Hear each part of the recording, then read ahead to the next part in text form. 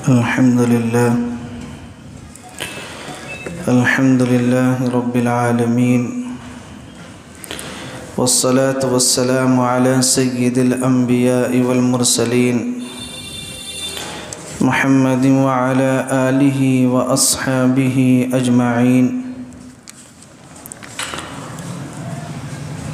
قال الله تبارك وتعالى في القرآن الكريم: أعوذ بالله من الشيطان الرجيم. بسم الله الرحمن الرحيم. وَلَقَدْ صَرَّفْنَا فِي هَذَا الْقُرْآنِ لِيَذَّكَّرُوا وَمَا يَزِيدُهُمْ إِلَّا نُفُورًا. صدق اللہ العلی العظیم.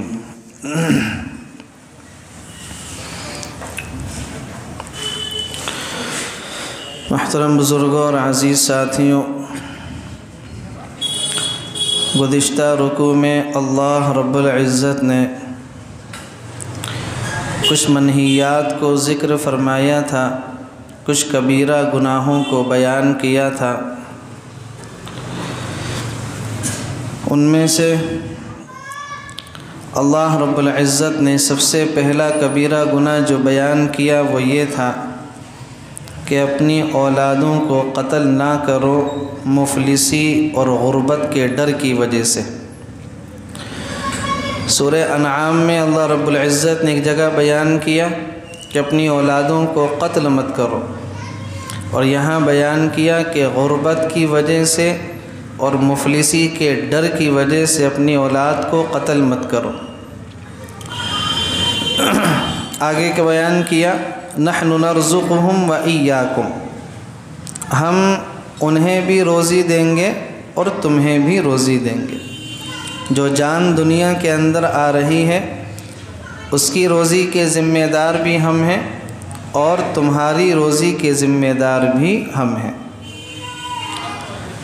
پھر آگے اللہ رب العزت نے بیان کیا: وَلَا تَقْرَبُوا الزِّنَا إِنَّهُ كَانَ فَاحِشًا، کہ زنا کے پاس بھی نہ پھٹکو. حالانکہ اللہ رب العزت کو یہ کہنا چاہیے تھا کہ زنا بھی مت کرو، لیکن اللہ نے فرمایا کہ زنا کے پاس بھی نہ پھٹکو، یعنی جن راستوں سے ہو کر آدمی زنا تک پہنچتا ہے ان راستوں کے پاس بھی نہ پھٹکو. اور زنا تک لے جانے والے راستے کیا ہیں؟ بد نظری کرنا، غیر محرم سے باتیں کرنا اور اس سے میسج پر باتیں کرنا. موجودہ دور میں اسکولوں میں اور کالجوں میں اور یونیورسٹیوں میں کو ایجوکیشن کا جو سسٹم ہے کہ لڑکے اور لڑکیوں کا ایک ساتھ بیٹھنا، لڑکے اور لڑکیوں کی مخلوط تعلیم کا ہونا، لڑکے اور لڑکیوں سے لڑکیاں اور لڑکیوں کی آپس میں دوستی کا ہونا، یہ وہ تمام راستے ہیں جو آدمی کو زنا تک لے کر جاتے ہیں. آج بات ہو رہی ہے تو کل پھر آدمی زنا کے قریب بھی پہنچ جائے گا، اور یہی ہوتا. تو اس لیے اللہ رب العزت نے فرمایا کہ زنا کے پاس بھی نہ پھٹکو، یعنی جن چیزوں سے جن راستوں سے ہو کر آدمی زنا تک پہنچتا ہے اس کے پاس بھی نہ پھٹکو. پھر آگے اللہ نے بیان کیا کہ کسی کو قتل نہ کرو. جس جان کو اللہ رب العزت نے حرمت عطا کی ہے اسے قتل نہ کرو، اور اس کے اندر چاہے وہ مسلمان ہو یا غیر مسلم ہو، بے گناہ کسی آدمی کا قتل کرنا شریعت کے اندر بالکل حرام اور ناجائز ہے. پھر آگے اللہ نے بیان کیا کہ یتیم کے مال کے قریب بھی نہ پھٹکو، یعنی یتیم کا مال مت کھاؤ. اور قرآن کریم میں اللہ رب العزت نے اس کو دوسری جگہ ایک اور انداز سے بیان کیا کہ جو لوگ یتیموں کا مال کھاتے ہیں وہ حقیقت میں اپنے پیٹ میں آگ کے انگارے داخل کر رہے ہیں. دنیا میں تو وہ مال اپنے پیٹ میں داخل کر رہے ہیں، لیکن اس کو اگر آخرت کی نگاہ سے دیکھیں گے، قیامت کی نگاہ سے دیکھیں گے تو یہ مال اپنے پیٹ میں داخل نہیں کر رہے بلکہ یہ آگ کے انگارے اپنے پیٹ کے اندر کیا ہیں داخل کر رہے ہیں. پھر آگے اللہ رب العزت نے بیان کیا وَأَوْفُوا الْكَيْلَ إِذَا كِلْتُمْ کہ جب تم کوئی چیز ناپ تول کر دو یا لو تو کیا ہے پورا پورا ناپو، ناپ تول کے اندر کمی مت کرو۔ ناپ تول کے اندر کمی بیشی کرنا یہ بالکل ناجائز اور حرام ہے کہ آدمی جب کسی کو دے تو اس سے اس کے مال کے اندر کیا ہے ڈنڈی مار دے، یہ ناجائز اور حرام ہے۔ اور میں نے بتایا تھا گزشتہ ہفتے کہ حضرت شعیب علیہ السلام کی قوم میں بس ایک یہی گناہ تھا کہ وہ ناپ تول میں ڈنڈی مارا کرتے تھے، اللہ نے پوری قوم کو تباہ و برباد کر دیا۔ تو یہ بہت بڑا گناہ ہے ناپ تول کے اندر کمی کرنا، ڈنڈی مارنا۔ بہت ساری آج کل ویڈیو ایسی آتی ہیں کہ آدمی پلڑے کے اندر پہلے سے کوئی نہ کوئی باٹ رکھا ہوا ہوتا ہے یا اس کے نیچے چمبک چپکائے ہوئے ہوتا ہے یا کوئی اور حیلہ کر رہا ہوتا ہے۔ تو دنیا کے اندر آدمی ایسا کر کے کتنے کما لے گا، لیکن حقیقت میں یہ ناجائز اور حرام ہے اور اس کا گناہ کیا ہے بہت سخت ہے۔ پھر آگے اللہ رب العزت نے بیان کیا وَلَا تَقْفُ مَا لَيْسَ لَكَ بِهِ عِلْمٍ جس چیز کا تمہیں یقین نہ ہو اس بات کے پیچھے مت پڑو۔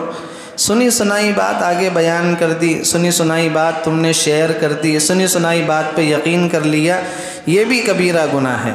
اللہ کے نبی علیہ السلام نے فرمایا کَفَى بِالْمَرْءِ كَذِبًا أَن يُحَدِّثَ بِكُلِّ مَا سَمِعَ آدمی کے گنہگار ہونے کے لیے اتنی بات کافی ہے کہ وہ ہر سنی سنائی بات پر یقین کر لے، اس کو بیان کرنے لگا۔ ہم نے فلاں جگہ سنا تھا، فلاں ہم سے کہہ رہا تھا، دلیل کوئی نہیں، تو یہ بھی کیا ہے کبیرہ گناہ ہے۔ پھر آگے اللہ نے بیان کیا وَلَا تَمْشِ فِي الْأَرْضِ مَرَحًا زمین پر اکڑ کر مت چلو۔ زمین پر آدمی کو کیسے چلنا چاہیے؟ تواضع کے ساتھ چلنا چاہیے۔ آگے اللہ نے کہا اِنَّكَ لَن تَخْرِقَ الْأَرْضَ وَلَن تَبْلُغَ الْجِبَالَ طُولًا نہ تم اکڑ کر چلنے کی وجہ سے نہ زمین کو پھاڑ سکتے ہو اور نہ پہاڑوں کی بلندی تک پہنچ سکتے ہو۔ جب ایسا نہیں کر سکتے تو کیا ہے تواضع سے چلو۔ اس لیے روایات میں آتا ہے اللہ کے پیارے نبی صلی اللہ علیہ وسلم جب چلتے تھے تو تواضع کے ساتھ چلتے تھے، گردن کو جھکا کر چلتے تھے۔ اور آپ علیہ السلام کی چال کیسی تھی؟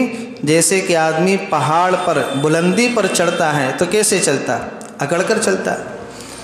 اکڑ کر اگر پہاڑ پر چڑھے گا تو ہر حال میں گرے گا۔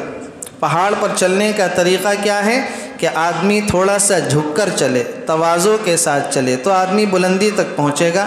اللہ کے نبی کی چال بھی ایسی تھی، ہمیں بھی اپنی چال کو ایسے ہی رکھنی چاہیے کہ تواضع کے ساتھ چلے، سینے کو نکال کر اکڑ کر نہ چلے۔ اسی طریقے سے پھر آگے اللہ رب العزت نے بیان کیا تھا کہ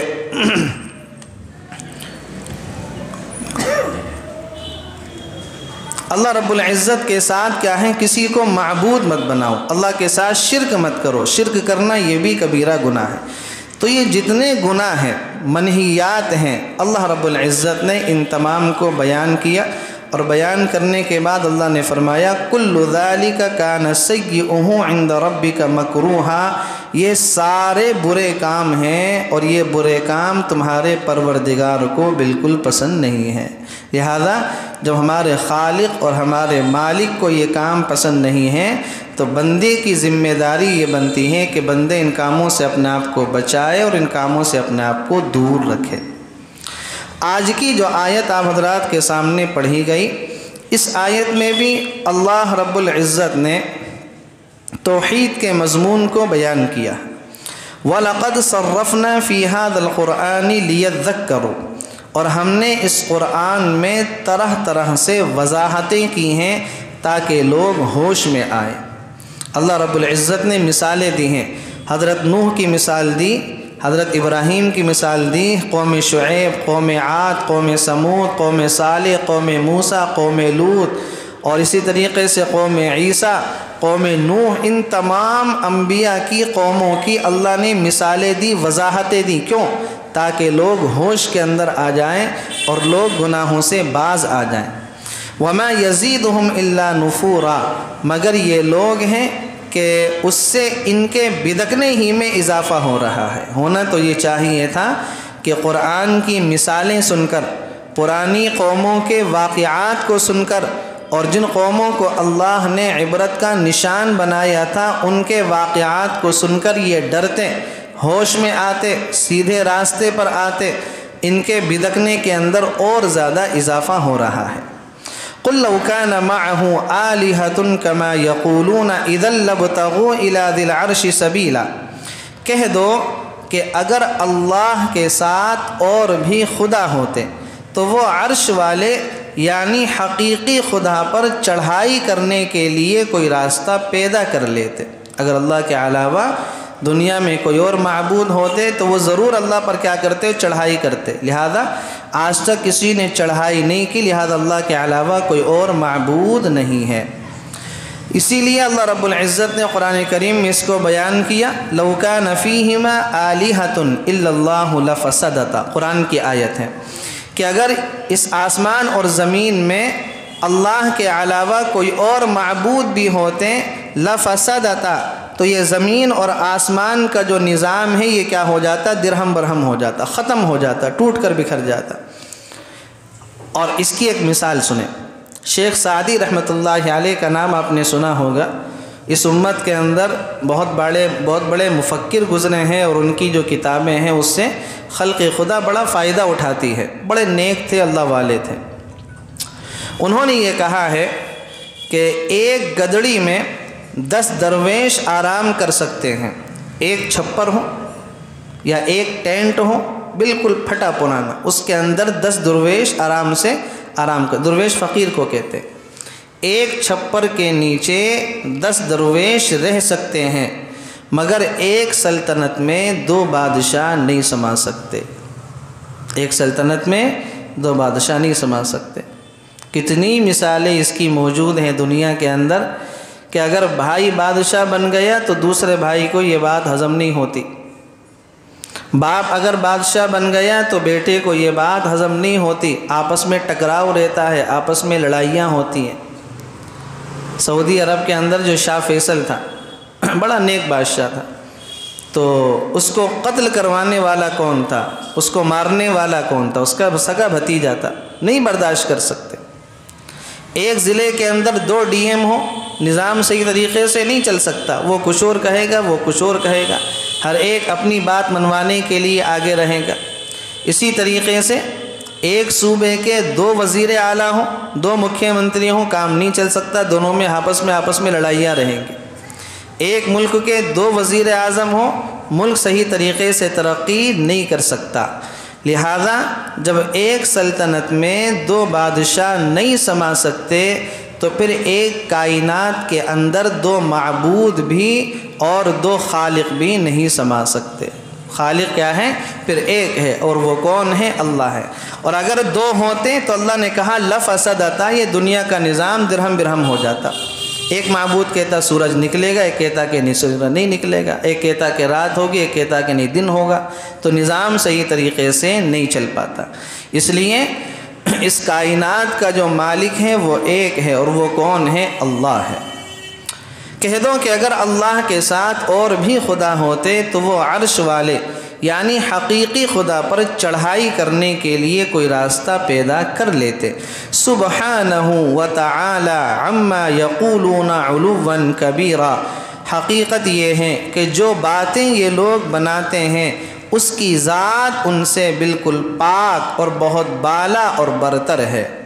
یہ جو باتیں بناتے ہیں کہ سورج کا خدا کوئی اور ہے، چاند کا کوئی اور ہے، بارش کا کوئی اور ہے، ہوا کا کوئی اور ہے، پانی کا کوئی اور ہے، 360 ان لوگوں نے معبود بنا رکھے تھے، کعبہ کے اندر بت رکھے ہوئے تھے۔ تو اللہ نے کہا کہ یہ جو اللہ کے بارے میں باتیں بناتے ہیں، اللہ کی ذات ان تمام چیزوں سے پاک ہے اور بہت بالا ہے، بہت عرفہ اور برتر ہے۔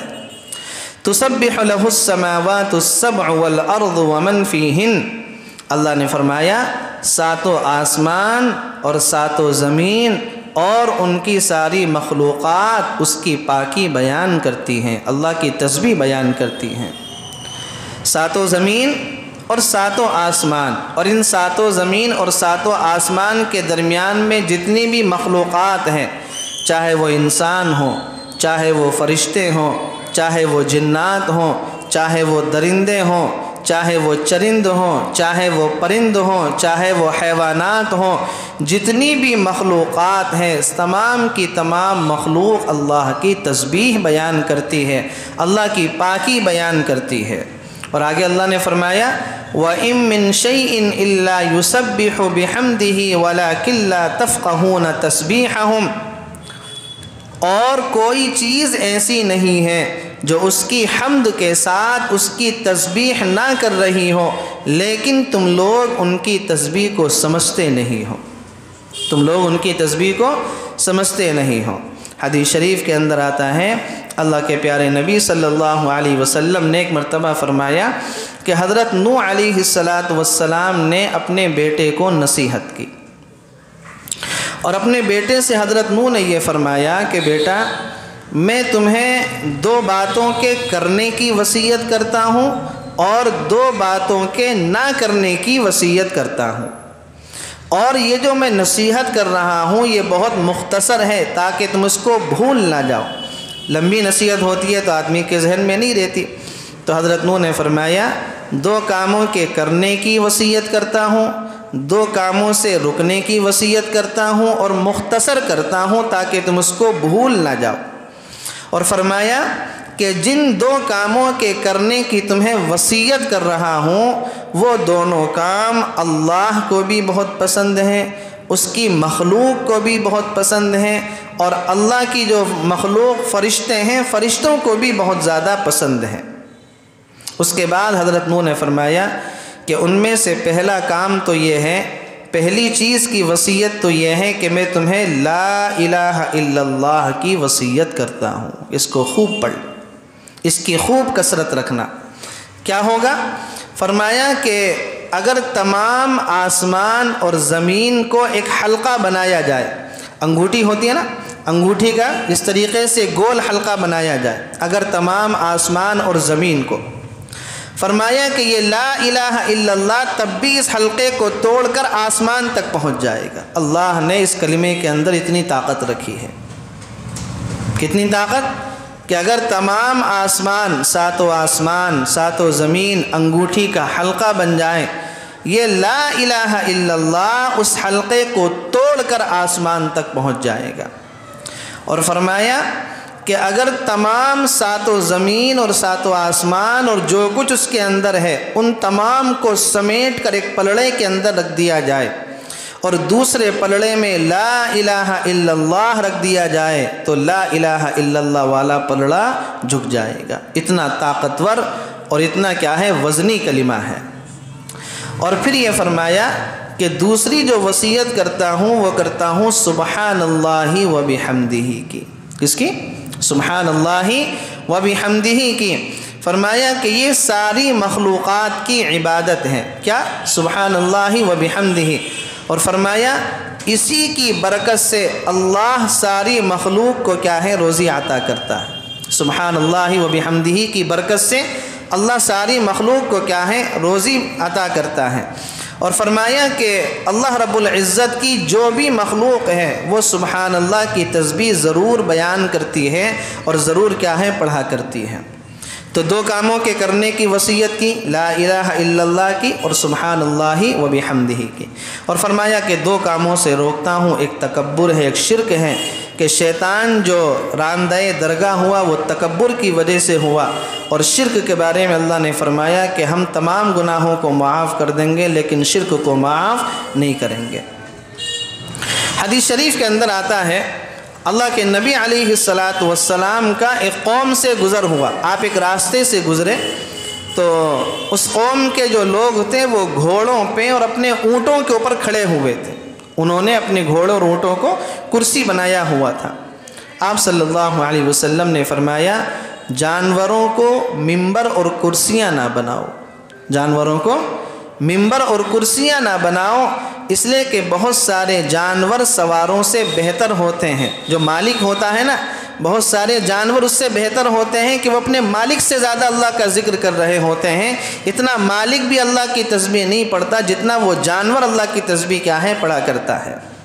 حضرت ابن عباس رضی اللہ عنہ فرماتے ہیں کہ کھیتی بھی اللہ کی تسبیح بیان کرتی ہے، کھیت کے اندر جو چیزیں پیدا ہوتی ہیں وہ بھی اللہ کی تسبیح بیان کرتی ہیں، اور کھیتی کرنے والوں کو اس کا ثواب ملتا ہے۔ جس کی زمین میں وہ کھیتی تسبیح بیان کر رہی ہے تو زمین والے کو اس کا کیا ہے؟ ثواب ملتا ہے۔ اچھا، ایک اور روایت کے اندر آتا ہے اللہ کے نبی علیہ السلام کی خدمت میں ایک پیالہ پیش کیا گیا، ایک پیالہ پیش کیا گیا۔ اس پیالے کے اندر سرید تھا، جو ایک مخصوص کھانا ہوتا ہے جو عرب میں بنایا جاتا تھا، اس کے اندر سرید تھا۔ آپ صلی اللہ علیہ وسلم کے سامنے جب وہ پیالہ پیش کیا گیا تو آپ نے فرمایا کہ یہ کھانا اللہ کی تسبیح بیان کر رہا ہے، یہ کھانا اللہ کی تسبیح بیان کر رہا ہے۔ تو صحابہ نے پوچھا کہ اللہ کے نبی آپ اس کی تسبیح سمجھ سکتے ہیں؟ آپ نے فرمایا کہ ہاں بالکل اس کی تسبیح میں سمجھ سکتا ہوں۔ پھر آپ نے وہ پیالہ ایک صحابی کے کان کے قریب کیا، ان صحابی نے بھی سنا کہ وہ کھانا اللہ کی تسبیح بیان کر رہا ہے۔ پھر دوسرے کے قریب کیا تو انہوں نے بھی سنا، پھر تیسرے کے قریب کیا تو انہوں نے بھی سنا۔ ایک صحابی نے کہا کہ اللہ کے نبی آپ دعا کر دیں کہ پورا مجمع وہ تسبیح کیا ہے سن لے، آپ دعا کر دیں کہ کھانا جو اللہ کی تسبیح بیان کر رہا ہے پورا مجمع سن لے۔ آپ نے فرمایا کہ نہیں، اگر کسی کو وہ تسبیح سنائی نہیں دی تو تم یہ سمجھو گے وہ آدمی گنہگار ہے۔ تم کیا سمجھو گے؟ وہ آدمی گنہگار ہے۔ اللہ کے نبی علیہ السلام اس معاملے میں کتنی احتیاط کیا کرتے تھے کہ کوئی آدمی کسی کے بارے میں غلط نہ سوچے، غلط خیال دل میں نہ لے کر آئے۔ تو آپ نے فرمایا کہ نہیں، اگر کسی کو وہ تسبیح سنائی نہیں دی تو تم یہ سمجھو گے کہ شاید وہ آدمی گنہگار ہیں، اس لیے اس کو کیا ہے؟ کھانے کی تسبیح سنائی نہیں دی۔ تو شریعت کے اندر اس معاملے میں اتنی احتیاط برتی گئی ہے کہ آدمی دوسرے کے بارے میں غلط خیال اپنے دل میں نہ لے کر آئے۔ لکھا ہے کتابوں میں کہ ایک اللہ والے کا مجمع لگا ہوا تھا اور کافی سارے لوگ بیٹھے ہوئے تھے، تو ایک آدمی کی ریح خارج ہو گئی، ہوا خارج ہو گئی۔ اب ظاہر سی بات ہے کہ مسجد کے اندر بیٹھا ہو تو اس کو وضو کرنا پڑے گا، تو اب جو اٹھ کر جائے گا اس کو شرمندگی محسوس ہوگی، لوگ اس کے بارے میں سوچیں گے کہ اس کی ہوا خارج ہوئی ہے۔ تو ان بزرگوں نے کہا کہ چلو بھائی ہم مسجد کے اندر بیٹھے ہوئے ہیں، سبھی وضو کرو، سب کیا ہے؟ اٹھ کر وضو کرو، تاکہ کسی ایک ساتھی کے بارے میں غلط خیال پیدا نہ ہو، کسی ایک ساتھی کی طرف سے دل میں کیا ہے؟ تکدر پیدا نہ ہو۔ تو شریعت نے اس چیز کا اتنا اہتمام رکھا ہے۔ تو اللہ کے نبی نے منع کر دیا کہ نہیں، سب کے لیے نہیں، اگر کسی کو سنائی نہیں دی تو لوگ اس کو کیا ہے؟ گنہگار سمجھیں گے۔ معالم العرفان ایک تفسیر کی کتاب ہے، اس کے اندر لکھا ہے کہ اللہ کے نبی علیہ السلام نے فرمایا کہ مینڈک کو نہ مارو، مینڈک کو نہ مارو، کیونکہ اس کی ٹرٹراہٹ دراصل اللہ کی تسبیح ہوتی ہے، اس کی ٹرٹراہٹ اللہ کی تسبیح ہوتی ہے۔ تو معالم العرفان کے اندر یہ حدیث موجود ہے۔ اور قاری طیب صاحب سابق محتمم دارالعلوم دیوبند کا میں نے ایک بیان سنا جس میں حضرت بیان کر رہے تھے کہ سفید کپڑا پہنا کرو، سفید کپڑا اللہ کا ذکر کرتا ہے، سفید کپڑا اللہ کا ذکر کرتا ہے۔ اللہ کے نبی علیہ السلام کو بھی سفید کپڑا پسند تھا، اور آپ نے ارشاد فرمایا کہ سفید کپڑا پہنا کرو اور اسی کپڑے میں اپنے مردوں کو کیا ہے؟ کفنایا کرو، اپنے مردوں کو اس میں کفن دیا کرو۔ تو کہنے کا مقصد یہ ہے کہ زمین کے اوپر اور آسمان کی چھت کے نیچے جو بھی چیز ہے، بڑی سے بڑی اور چھوٹی سے چھوٹی، ہر چیز اللہ کی تسبیح بیان کر رہی ہے، ہر چیز اللہ کا ذکر کر رہی ہے، لیکن وَلَٰكِن لَا تَفْقَهُونَ تَسْبِيحَهُمْ، اللہ نے اعلان کر دیا تم اس کی تسبیح کو نہیں سمجھ سکتے، تم اس کی تسبیح کو نہیں سمجھ سکتے۔ إِنَّهُ كَانَ حَلِيمًا غَفُورًا، حقیقت یہ ہے کہ وہ بڑا بردبار ہے، بہت معاف کرنے والا ہے، بہت معاف کرنے والا ہے۔ وَإِذَا قَرَأْتَ الْقُرْآنَ جَعَلْنَا بَيْنَكَ وَبَيْنَ الَّذِينَ لَا يُؤْمِنُونَ بِالْآخِرَةِ حِجَابًا مَسْتُورًا، اور اے پیغمبر جب تم قرآن پڑھتے ہو تو ہم تمہارے اور ان لوگوں کے درمیان جو آخرت پر ایمان نہیں رکھتے ایک اندیکھا پردہ حائل کر دیتے ہیں، ایک ایسا پردہ جو کسی کو نظر نہیں آتا وہ حائل کر دیتے ہیں ایمان والوں کے درمیان اور غیر ایمان والوں کے درمیان۔ وَجَعَلْنَا عَلَىٰ قُلُوبِهِمْ أَكِنَّةً أَن يَفْقَهُوهُ وَفِي آذَانِهِمْ وَقْرًا، اور ہم ان کے دلوں پر ایسا غلاف چڑھا دیتے ہیں کہ وہ اسے سمجھتے نہیں ہیں اور ان کے کانوں میں گرانی پیدا کر دیتے ہیں۔ اللہ کے نبی جب قرآن پڑھتے تھے تو بعض کفار مکہ اپنی آنکھوں میں انگلیاں ٹھونس لیا کرتے تھے، اپنے کانوں میں روئی رکھ لیا کرتے تھے تاکہ قرآن کی آواز ہمارے کانوں میں نہ پڑے۔ وہ ایسا کیوں کرتے تھے؟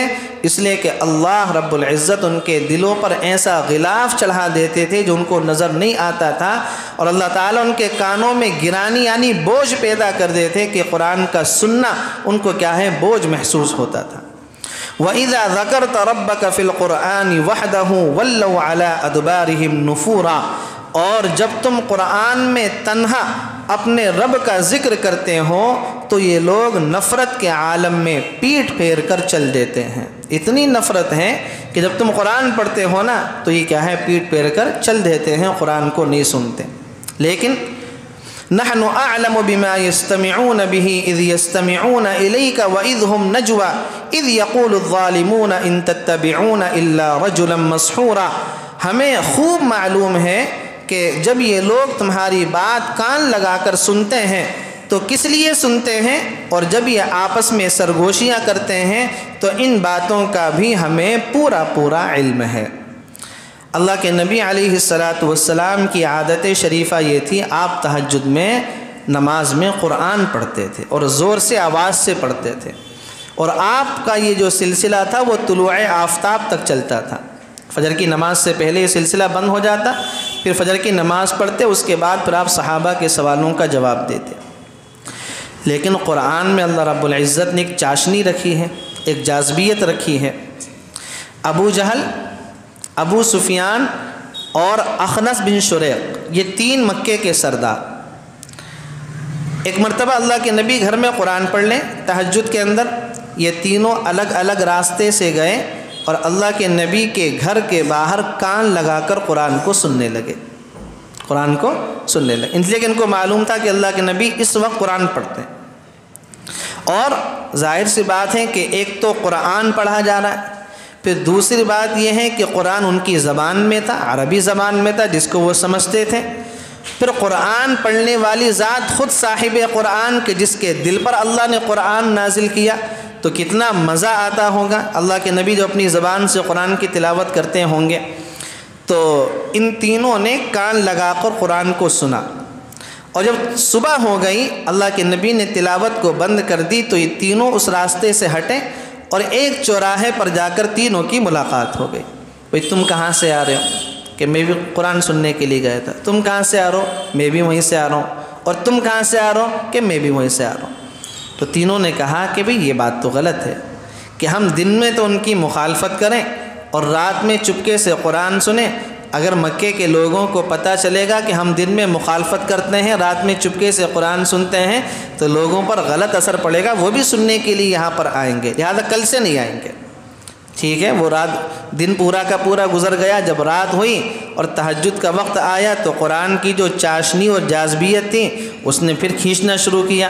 ایک نکل کر گیا، دوسرا نکل کر گیا، تیسرا نکل کر گیا، تینوں قرآن کریم سننے لگے۔ صبح ہوئی، جب تلاوت بند ہو گئی، ایک راستے پہ جا کر پھر تینوں کی ملاقات ہو گئی۔ کہاں سے آ رہے ہو؟ کہ میں وہاں سے آ رہا ہوں، میں بھی وہیں سے آ رہا ہوں، میں بھی وہیں سے آ رہا ہوں۔ تینوں کو بڑی شرمندگی ہوئی کہ بھئی یہ غلط بات ہے، دوسروں کو روکیں، ہم خود اس پر عمل نہ کریں، لہذا کل سے تو بالکل نہیں آئیں گے۔ چنانچہ دن پورا گزر گیا، پھر جب رات آئی پھر تینوں قرآن کریم سننے کے لیے چلے گئے، پھر تینوں کی ملاقات ہو گئی، ایک راستے پر پھر تینوں کی ملاقات ہو گئی، ابو جہل، ابو سفیان، اخنس بن شریق۔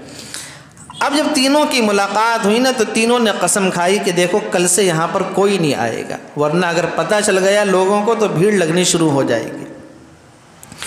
جب یہ دن گزرنے لگا تو اخنس بن شریق سب سے پہلے ابو سفیان کے پاس گیا اور ابو سفیان سے کہا کہ یہ بتاؤ کہ 3 دن سے ہم قرآن کریم سننے کے لیے جا رہے تھے، وہ تینوں دن پکڑے گئے، یہ بتاؤ کہ تمہارا محمد صلی اللہ علیہ وسلم کے بارے میں اور قرآن کے بارے میں کیا خیال ہے، کیا کہتے ہو تم؟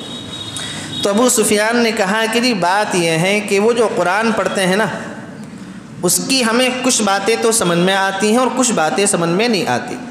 جو پرانی قوموں کے واقعات بیان ہو رہے ہیں وہ تو سمجھ میں آتے ہیں، لیکن جو قیامت کی، آخرت کی، جنت جہنم کی باتیں، وہ کچھ باتیں ایسی ہیں وہ سمجھ میں نہیں آتی۔ لیکن ہاں ایک بات ضرور ہے کہ قرآن کے اندر اثر بہت زیادہ ہے، سننے کو دل کرتا ہے اور اس سے ہٹنے کو دل نہیں کرتا۔ کہا کہ ٹھیک ہے۔ یہ دونوں ابو جہل کے پاس گئے اور ابو جہل سے کہا کہ بھئی تمہارا محمد صلی اللہ علیہ وسلم کے بارے میں، قرآن کے بارے میں کیا خیال ہے؟ ابو جہل نے کہا کہ اس سوال کو تو ایک طرف رکھو، بات اصل میں یہ ہے کہ بنو عبد مناف اللہ کے نبی کے خاندان کا اور ہمارے خاندان کی، دونوں کی آپس میں کیا ہے، شروع سے کھینچتان چل رہی ہے، برابری کی ہوڑ ہو رہی ہے۔ انہوں نے حاجیوں کو پانی پلایا، ہم نے بھی حاجیوں کو پانی پلایا، انہوں نے بھی حاجیوں کی مہمان نوازی کی، ہم نے بھی کی، انہوں نے زمزم پانی پلایا حاجیوں کو، ہم نے بھی پلایا۔ اب ان کا کہنا یہ ہے کہ ہمارے خاندان میں ایک نبی آیا ہے جو اللہ کی وحی بیان کرتا ہے، اس کا توڑ ہم کہاں سے لے کر آئے؟ ساری چیزوں میں ہم نے برابری کر لی، جو وہ کرتے تھے وہ ہم نے کر دیا، لیکن اب وہ اپنے خاندان میں ایک نبی ہونے کا دعویٰ کرتے ہیں، اب ہم نبی کہاں سے لے کر آئیں؟ اس چیز کے اندر ہم برابری نہیں کر سکتے، لہذا یہ سوال ایک طرف رکھو، کچھ بھی ہو جائے، زمین ادھر سے ادھر ہو جائے، میں تو ان کی بات کو نہیں مانوں گا اور میں تو ان پر ایمان لے کر نہیں آؤں گا۔ یہ کس نے کہا؟ ابو جہل نے کہا۔ پھر بعد میں ابو سفیان کو تو ایمان کی توفیق مل گئی تھی۔ تو اللہ رب العزت نے فرمایا ہمیں خوب معلوم ہے کہ جب یہ لوگ تمہاری بات کان لگا کر سنتے ہیں تو کس لیے سنتے ہیں؟ قرآن سنتے ہیں نا، اس لیے کہ قرآن سے ان کے دلوں کو سکون ملتا ہے، ان کو راحت ملتی ہے، اور قرآن میں جو جاذبیت ہے وہ ان کو کھینچ کر لے کر آتی ہے۔ اور جب یہ آپس میں سرگوشیاں کرتے ہیں تو ان باتوں کا بھی ہمیں پورا علم ہے۔ وَإِذْ هُمْ نَجْوَىٰ إِذْ يَقُولُ الظَّالِمُونَ، اور جب یہ ظالم اپنی برادری کے مسلمانوں سے یوں کہتے ہیں کہ تم تو بس ایک ایسے آدمی کے پیچھے چل پڑے ہوں جس پر کیا ہے، جادو کیا گیا ہے۔ اللہ کے نبی کو جادو ہوا تھا، آپ پر جادو کیا گیا تھا، اور یہ اللہ رب العزت نے ایک طریقے سے کر کے دکھلا دیا کہ نبی پر بھی جادو کا اثر ہو سکتا ہے، نبی پر بھی جادو کا اثر ہو سکتا ہے۔ اللہ ایک یہ بات یہ ہے کہ وہ جادو کا اثر اللہ کے نبی کے دل اور دماغ پر نہیں ہوا تھا، جسم پر تو تھا، لیکن وہ جادو کا اثر اللہ کے نبی کے دل اور دماغ پر نہیں ہوا تھا، اس لیے کہ نبی جو ہوتا ہے وہ بہت اعلیٰ درجے کا ہوتا ہے، لیکن جادو کا اثر وہ آپ پر ہوا۔